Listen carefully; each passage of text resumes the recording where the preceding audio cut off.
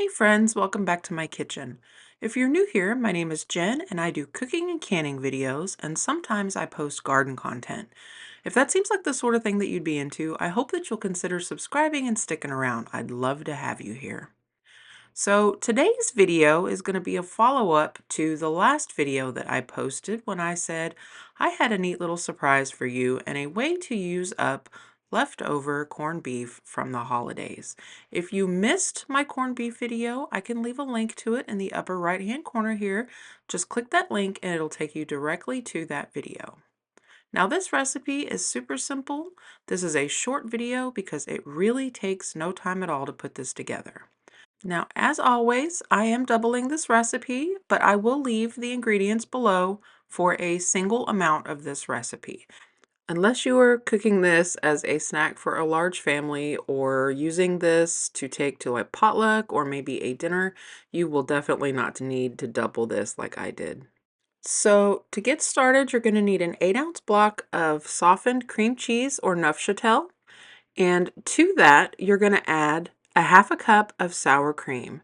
Now, if you are doubling it, obviously you'll need 2 blocks of cream cheese or Neufchâtel.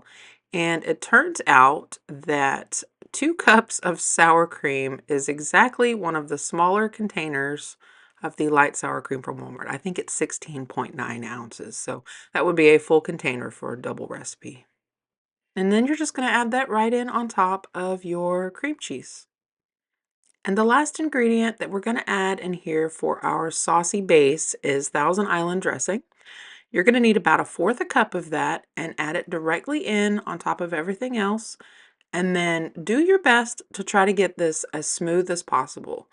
If your cream cheese was not quite room temperature, before you get started, you can pop it in the microwave for a few seconds just to get it softened up. Then to that, I'm going to add a cup of that chopped up corned beef. It's 2 cups, obviously, if you're doubling it.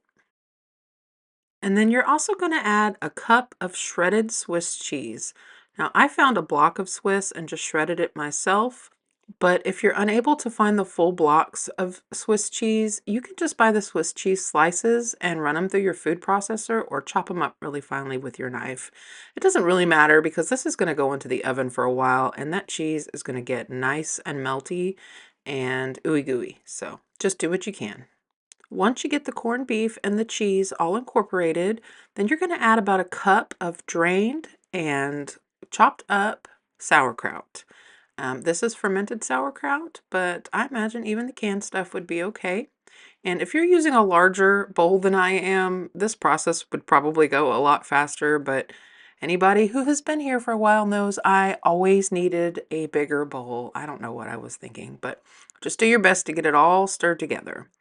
Then I'm going to add a teaspoon of caraway seeds. This is totally optional. Not everybody likes caraway seeds, but for me, this is part of what makes this like Reuben style dip. So go ahead and add them if you don't mind the flavor of caraway. Then I'm also going to add a little bit of black pepper. I'm not going to add any salt because the corned beef itself is pretty salty and the cheese is pretty salty. So I'm just adding black pepper. And then I'm also going to add a teaspoon of creamy horseradish because I really enjoy creamy horseradish with my corned beef, and so does my husband. If you don't like horseradish or it's too spicy for you or whatever, you can leave that out. That's totally optional. I do really think a teaspoon of it adds a nice little bite, and it really does come through when you're eating this while it's warm. So in an oven-safe casserole dish, I'm going to go ahead and add all of this mixture in. And I'm going to kind of pat it down, make sure there's no air bubbles or any big gaps in it. I want this to cook pretty evenly. And I'll go ahead and smooth out the surface of this. While I was making this, I had my oven preheating to 375 degrees Fahrenheit. And I'm going to put my casserole dish on the center rack in my oven. I'm going to let this go for about 20 or 25 minutes or until it's super bubbly and you can tell that the cheese is melted and it's got a little browning on top. If you want, towards the end, you can even leave it under the broiler for about 2 or 3 minutes just to kind of crisp up the surface of the cheese that's on top, but that's optional. Now, while this was in the oven, I went ahead and made some rye toast. I just cut up some beautiful swirl rye bread and I let it go in the oven until it was hard, kind of like a crouton or a cracker. Now you can serve this in a lot of different ways and with a lot of different things. If you want to have this with veggies, you can. I served it with Triscuits and those rye bread crackers. This would also be really good with like a Melba toast or the little small round rye crackers if you can find them. Some folks eat this with pretzels and that's fine too. You can have this however you like it. I think it would also be really delicious the next day when it's cold, spread on rye bread like pimento cheese, if you like that sort of thing. So that's all I have for you this time, friends. I really hope that you give this a try and find another use for your corned beef other than just making hash. If you give this recipe a try, let me know what you thought about it.